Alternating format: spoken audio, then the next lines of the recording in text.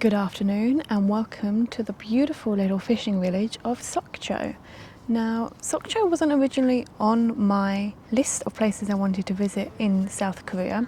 However, it has a very famous national park close by, and this is the most logical place to stay to visit that national park. So I got a direct bus here from Seoul. It cost 22,300 won, which is about £11, and it was a really nice bus. It had the 2-1 layout, so there was loads of space, they fully reclined, and it took about 2.5 hours. So I'd say it was really good. So I've got the afternoon here before I go to the national park tomorrow, so I've spent a couple of hours walking around.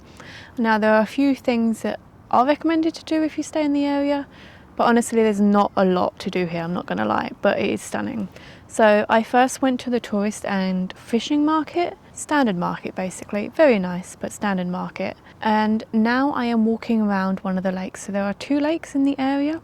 This is the main central lake and it's actually really nice. Now there are 2 main bridges, the red and the blue bridge, that connect different parts of the town, and then there is this like boardwalk going around the lake and it's stunning. There's ducks, there's seaweed, and like you can really clearly see it. There's a pavilion overlooking the water. There's all these parks. I'm currently sat on a park bench that has a sunshade cover over it and it's amazing. I went into the public toilets, so clean. I don't think I've seen like any public toilet be that clean anywhere. And yeah, it's a really nice town. I'm glad I had the afternoon to explore it. I'm going to keep walking around because the parks go all the way around.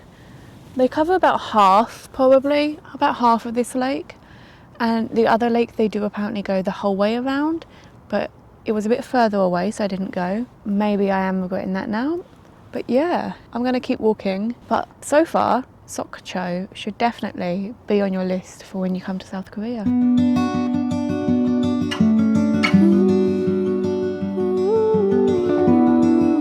Good morning and welcome to the beautiful Seoraksan National Park. I'm not sure if I pronounced that correctly. A lot of people don't know about this national park. It is one of the largest in South Korea and it is completely free to visit. Now I am currently here in April, which means not all of the park is open. So you can't do the really tall peak that is like the second tallest peak in South Korea, I believe. But there are 3 trails currently open, so we're going to try and do them all today. However, you can probably tell it's very windy and it's very cloudy, which means my plans have changed. So originally I was going to do the rock viewpoint first. We're going to leave that till later and hope that the wind blows away the clouds. Instead, we're going to go to the waterfalls first. If you can't walk, there's a cable car that takes you up there, so you can do that.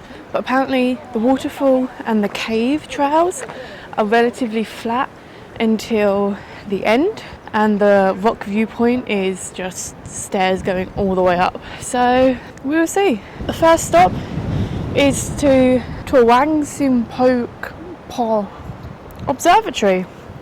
Totally said that right. The wind is so strong.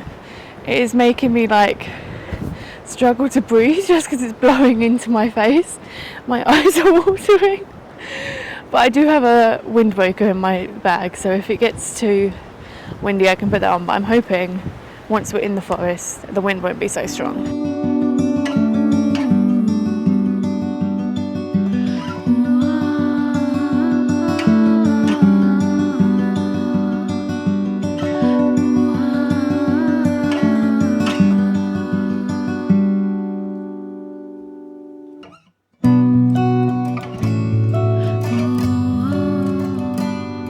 So I have made it to the top, the very top of the waterfall observatory lookout. The first 1.5 kilometers, flat, easy, no problems. The next 800 meters, a few steps, but it's okay. The last 400 meters are just pure steps, steep steps, the whole way. But the views are stunning. You can see all the way to Sokcho, you can see the lake, the bridge, you can see the waterfall. However, there's not a lot of water, so you can't see it too well, but absolutely amazing. But I am now heading down. I did spend like 45 minutes at the top maybe, but I'm heading down so I can do the rock hike next. But absolutely amazing, and there's so many cute little chipmunks. I also really like how all of the trees are different shades of green, and as you look across the valley you can see them, like even here you can see the different shades. It's really stunning, but there are really strong bursts of wind every now and then which do make me worry a little bit because you have to go over a suspension bridge, but we're gonna head down and then I'm sure it'll be fine.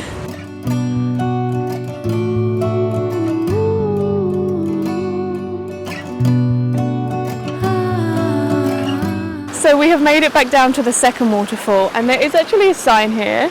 One of the girls I'm walking with that I just met on the trail can read Korean, and she said it says there are about 900 steps from here to the top. So that last 400 meters has 900 steps, which is crazy. But we made it down in about 5 minutes.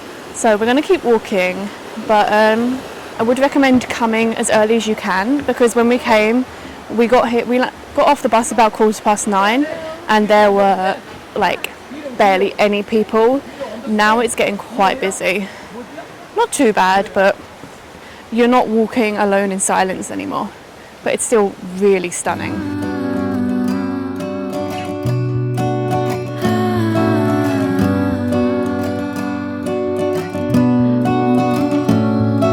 So we have made it back down to like the start where the car park is, and the path splits for the different routes, and we have walked to the temple, and there is a giant Buddha. It's actually really pretty.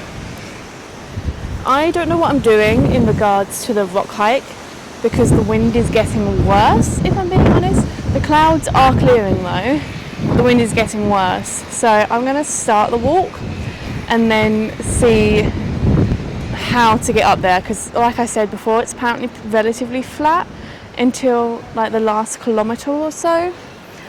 So I'm going to walk and then see what the stairs or rock situation is to climb up, because if it's like on the edge of the rock, I'm not climbing in this wind, but we will see. But yeah, first stop, pretty little Buddha.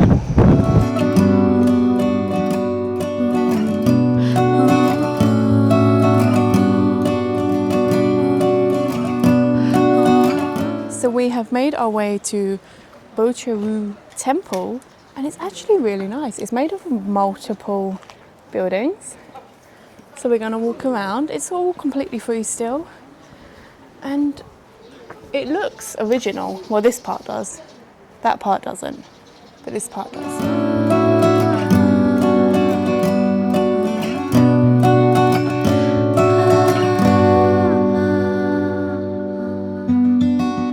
So here we have the like entrance building. That's actually what we walked under, and then this is the temple with its little buildings.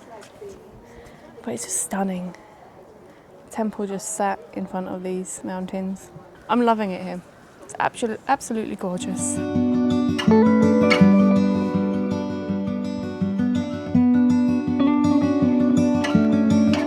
So we have walked about 2 kilometers up a slope, and now the stairs have started.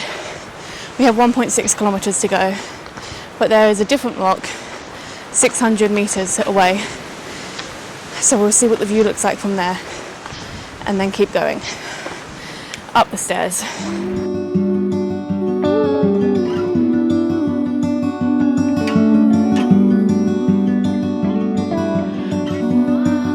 So we have made it to the rock before the rock. The rock is up there. But we have been told this is the last place to sit, and that you have to hold on because the wind is so strong, it's trying to blow you off the edge. So from now on, I will not be holding this camera. You will just see the montage from the phone. So I'll see you when we get back down though. Any words to say? We can do it.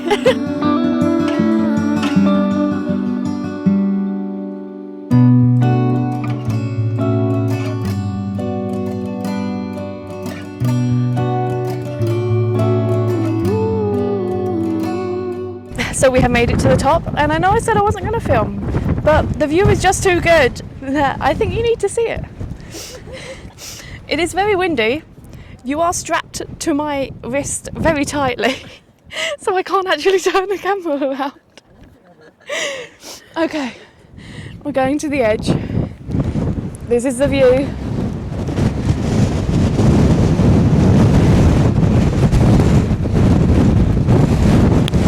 It's an amazing view. It's an amazing view, and the camera doesn't do it justice. But we're going to go to the other side now.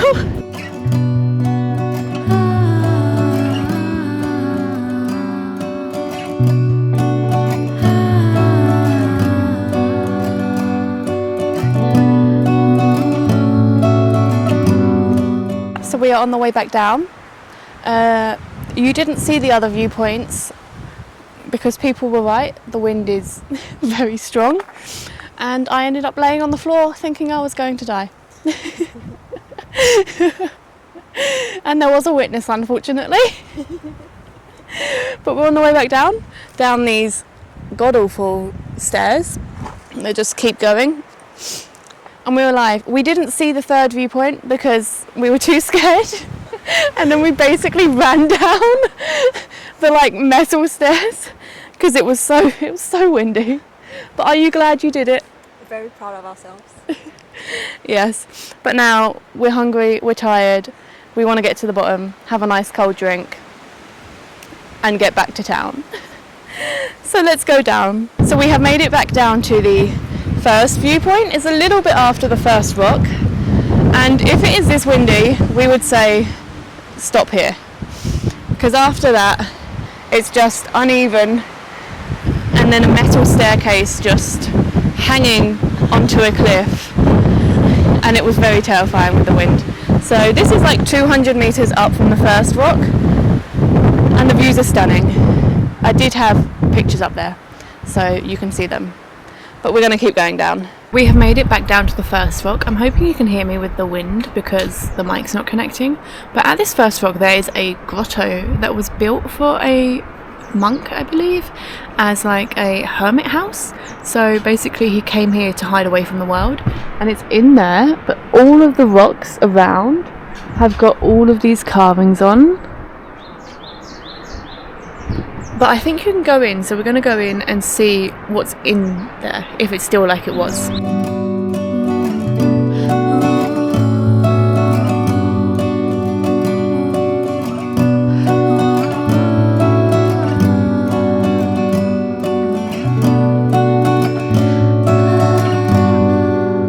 So we are very happy because we have made it to the road. Not the paved road, but this is very nice, considering the stairs. So we've got 2.2 kilometres until we have reached the car park where we can get some snacks and a drink and a taxi back to town. And that is the end of this video. I hope you enjoyed it. If you did, please make sure to like and subscribe. Also, I hope that this video helps you decide if you want to come here, either as a day trip from Seoul, although you can only do one of the hikes, or stay in Sokcho. And then you can do multiple hikes, which is what I would personally recommend. But it was a stunning town, a stunning national park, and yeah, really enjoyed it. Try and do it on a day that you don't have excessive wind advisories though. That would probably be good. But yeah, bye for now. See you in the next one.